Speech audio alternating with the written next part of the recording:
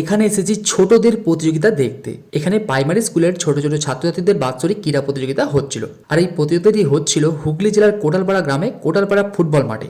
এবার এখানে শুরু হলো ছেলেদের 200 মিটার দৌড়।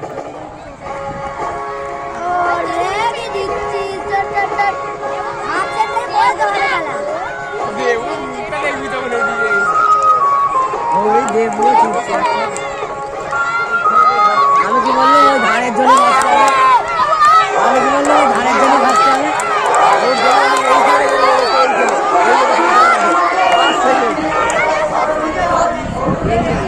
আর এইখানে হচ্ছিল লং জাম্প। আর এই ছোটদের লং জাম্প দেখতে খুব সুন্দর লাগছিল।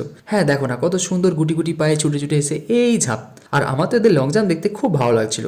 আর এবার এখানে হচ্ছিল মেয়েদের 200 মিটার দৌড়।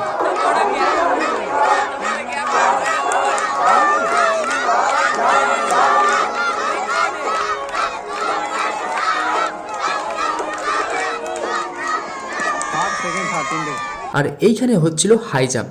আর এই ছেলেটা খুব ভালো ছুটে গিয়ে খুব ভালো জাম্প করে সুন্দর একটি হাই জাম্প দিল, দেখতেও খুব ভালো লাগলো।